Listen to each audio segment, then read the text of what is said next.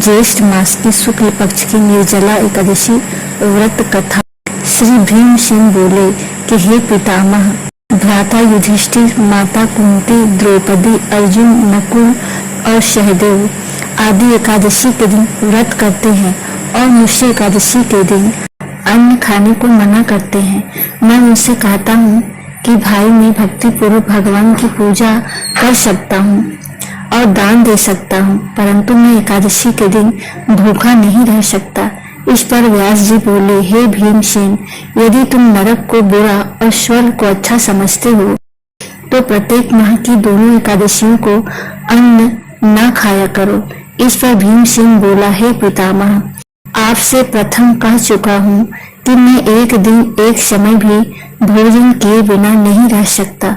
फिर मेरे लिए पूरे दिन का उपवास करना तो कितना कठिन है।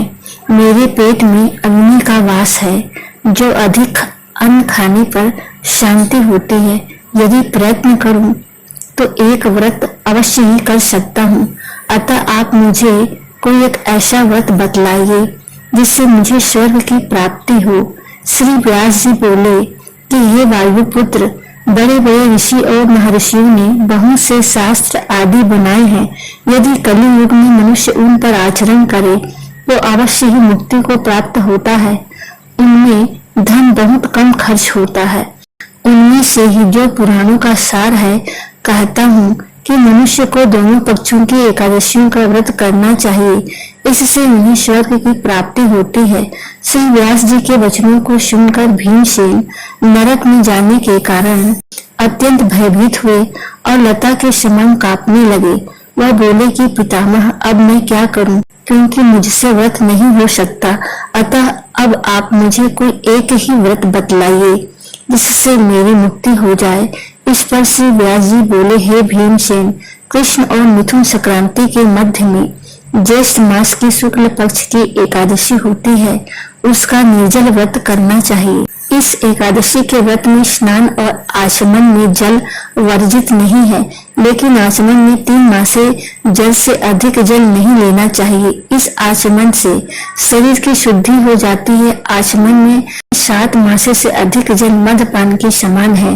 इस दिन भोजन नहीं करनी चाहिए, क्योंकि भोजन करने से व्रत नष्ट हो जाता है।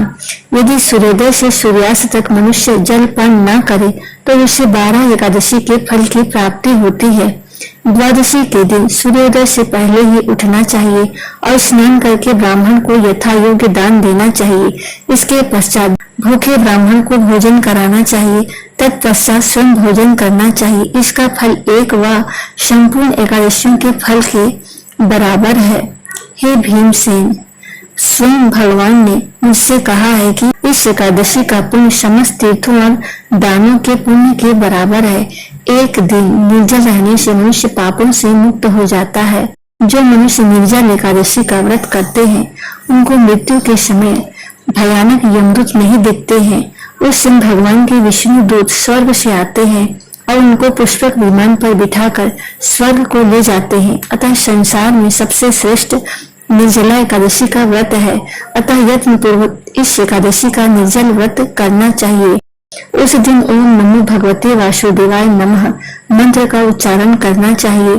उस दिन गौ का दान करना चाहिए।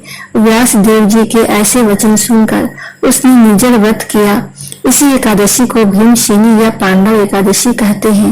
निर्जल व्रत करने से पहले भगवान की पूजा करनी चाहिए और उनसे विनय करनी चाहिए कि हे भगवान, आज मैं निर्जल व्रत करता हूँ, जिसके दूसरे दिन भोजन करूंगा। मैं इस व्रत को श्रद्धा पूर्वक करूंगा, इससे मेरे सब पाप नष्ट हो जाते हैं। इस दिन एक बड़े वस्त्र से ढककर स्वर्ण सहित दान करना चाहिए। जो मनुष्य इस व्रत को प्रहर प्रहर में स्नान तप आदि करके करते हैं, उनको करोड़ों पर स्वर्ण के दान का फल मिलता है। जो मनुष्य इस दिन यज्ञ होमादि करते हैं, उसका फल वर्णन भी नहीं हो सकता। इस निर्जला एकादशी के व्रत से मनुष्य विष्णु लोक को जाता है।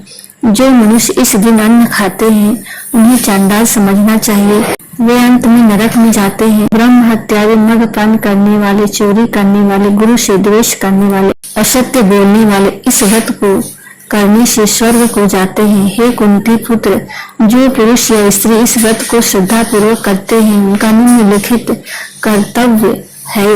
उन्हें सर्वप्रथम विष्णु भगवान की पूजा करनी चाहिए, तत्पश्चात गौ का दान करना चाहिए। उस दिन ब्राह्मणों को दक्षिणा मिष्ठान आदि देना चाहिए। निर्जला के दिन अन्न वस्त्र छत्र उपान्न आदि का दान करना चाहिए। जो मनुष्य इस कथा को प्रेम पूर्वक सुनते व पढ़ते हैं उनको स्वर्ग की प्राप्ति होती है। ओम नमो भगवते वासुदेवाय नमः।